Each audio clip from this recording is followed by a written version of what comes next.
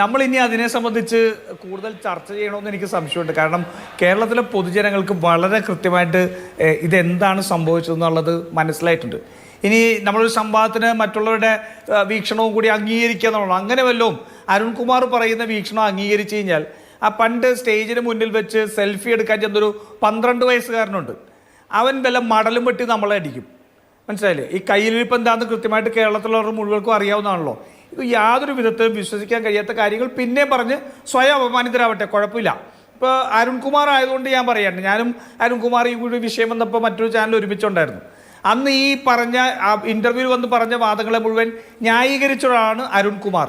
പിന്നെ PR വിവാദം വന്നപ്പോഴത്തേക്ക് പറഞ്ഞു കേരളത്തിൻ്റെ മുഖ്യമന്ത്രിക്ക് ഒരു ഹിന്ദു ദിനപത്രത്തിന് ഒരു അഭിമുഖത്തിന് വേണ്ടി ഒരിടനിലക്കാരനെയും സമീപിക്കേണ്ടതില്ല, ഒരാളുടെ ആവശ്യമില്ല. മുഖ്യമന്ത്രിയുടെ ഓഫീസിൽ നിന്ന് ഹിന്ദുവിലേക്ക് വിളിച്ചിട്ട് ഒരു അഭിമുഖം തരാൻ തയ്യാറാണ്, അല്ലെങ്കിൽ ഹിന്ദു ദിനപത്രത്തിൽ നിന്ന് വിളിച്ചാൽ അത് അഭിമുഖം കൊടുക്കാൻ ഞങ്ങൾക്ക് എന്തിനാ ഇടനിലക്കാരൻ എന്ന് ചോദിക്കുന്നു.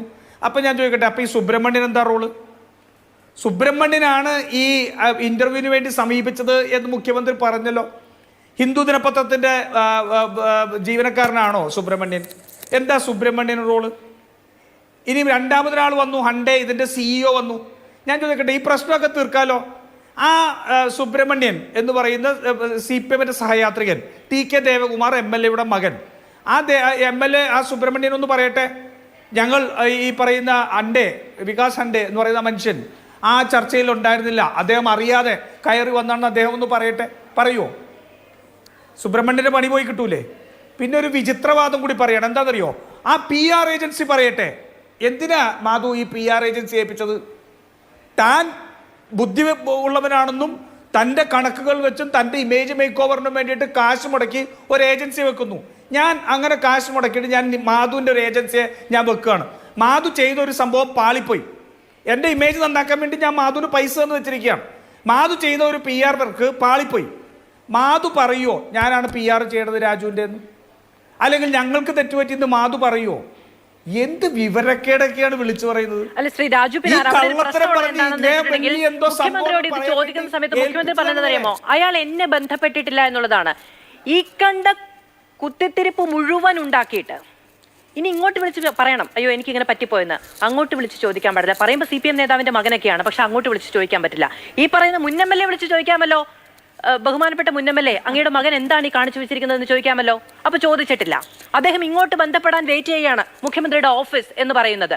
ഇത്രയും വലിയ പ്രശ്നം, അതായത് മുഖ്യമന്ത്രി പറയാത്തൊരു കാര്യം അവർ തമ്മിൽ അങ്ങനെ എന്തെങ്കിലും കമ്മ്യൂണിക്കേഷൻ ഉണ്ടായിട്ടുണ്ടോ എന്ന് എനിക്ക് അറിയില്ല എന്ന് കൂടി മുഖ്യമന്ത്രി പറയുന്നുണ്ട്. മുഖ്യമന്ത്രിക്ക് ഓൺ ചെയ്യാൻ കഴിയാതെ എന്റേതല്ല എന്ന് തള്ളിപ്പറയേണ്ടി വന്ന ഒരു കാര്യം വേറെ വല്ലവരുമായിരുന്നെങ്കിൽ കലാപാഹ്വാനത്തിന് കേസെടുത്തേനെ കേട്ടോ. ഹിന്ദുവിനോടാണ് ക്ഷമിച്ചത്, ഇടക്കുന്നില്ല നിന്ന ആളുകളോട് ക്ഷമിച്ചു എന്ന് ഇതുവരെ ആരും പറഞ്ഞിട്ടില്ല.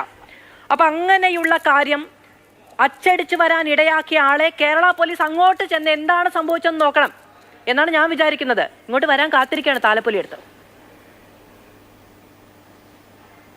അതെ അതെ മാധു, ഞാൻ ഒരു കാര്യം പറയട്ടെ, ഇതിനകത്ത് യാതൊരു സംശയവും വേണ്ട.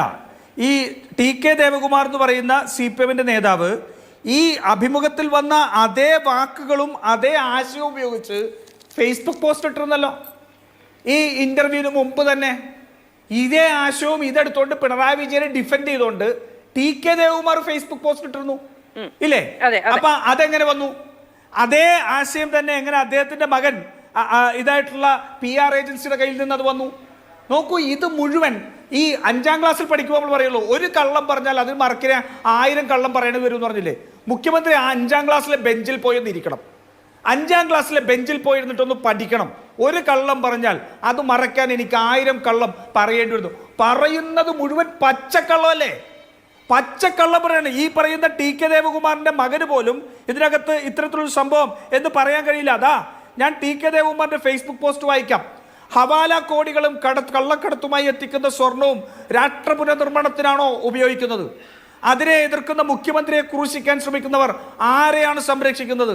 രാജ്യത്തിന്റെ സമ്പദ് വ്യവസ്ഥയെ തന്നെ തകിടം മറിക്കാൻ ശ്രമിക്കുന്ന ദേശവിരുദ്ധ ശക്തികൾക്കെതിരെ സന്ധിയില്ലാത്ത പോരാട്ടം തുടരും. അതിലിപ്പോൾ ഘോരഘോരം പ്രസംഗിക്കുന്ന കോൺഗ്രസ് ലീഗ് നേതാക്കളുടെ തനിനിറം കേരളത്തിലെ ജനങ്ങൾക്ക് നല്ലോണം മനസ്സിലാകും. 150 കിലോ സ്വർണം കടത്തുകാരിൽ നിന്ന് പിടിച്ച പോലീസിനെ തന്നെ കുറ്റക്കാരനാക്കാൻ ശ്രമിക്കുന്ന അൻവറിന്റെ രാഷ്ട്രീയ ലക്ഷ്യങ്ങൾ മനസ്സിലാകാത്തവരല്ല കേരളത്തിലെ സഖാക്കളും ജനങ്ങളും. ഇതല്ലേ ഹിന്ദു ദിനപത്രത്തിൽ അടിച്ചു വന്നത്? ആരാ എഴുതിയേക്കുന്നത്? ഈ പറയുന്ന ഇന്റർവ്യൂ അറേഞ്ച് ചെയ്ത സുബ്രഹ്മണ്യന്റെ അച്ഛൻ, CPM മുൻ MLA. എന്ത് ഉളുപ്പ് വേണം ഇനിയും ഈ നാടിനോട് വന്ന്? ഞാൻ ചോദിക്കണേ മാധു, നമുക്ക് എന്താ അത്ഭുതം?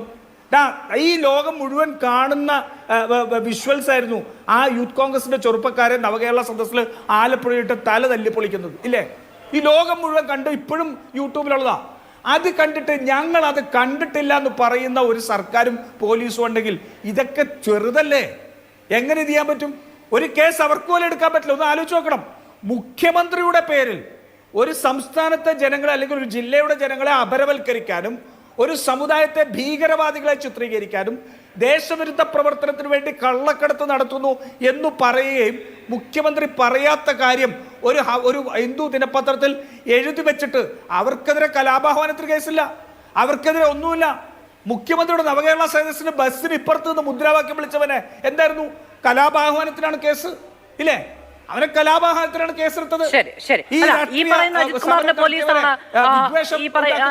അങ്ങനെ ചെയ്തതെങ്കിൽ ഒന്നും ചെയ്യാൻ കഴിയില്ല എന്നുള്ളതാണ് പ്രശ്നം. ഈ പറയുന്ന അജിത് കുമാറിന്റെ പോലീസാണ് കഴിഞ്ഞ ദിവസം സെക്രട്ടേറിയറ്റ് മുന്നിൽ വെച്ച് യൂത്ത് കോൺഗ്രസ് പ്രവർത്തകരുടെ തല തല്ലിപ്പൊളിച്ചതെങ്കിൽ, ഈ പറയുന്ന രക്ഷാപ്രവർത്തനം നടത്താൻ ഡിവൈഎഫ്ഐക്കാർക്ക് കൂടെ പിടിച്ചതെങ്കിൽ, വണ്ടിയിൽ നിന്ന് ഇറങ്ങിച്ചെന്ന യൂത്ത് കോൺഗ്രസുകാരുടെ തല തല്ലിപ്പൊളിച്ചതെങ്കിൽ ഒന്നും ചെയ്യാനില്ല എന്നുള്ളതാണ്. എന്നുള്ളിടത്താണ് അജിത് കുമാർ അജയ്യനായി വാഴാനുള്ള സാഹചര്യം കേരളത്തിലുണ്ടാകുന്നത്.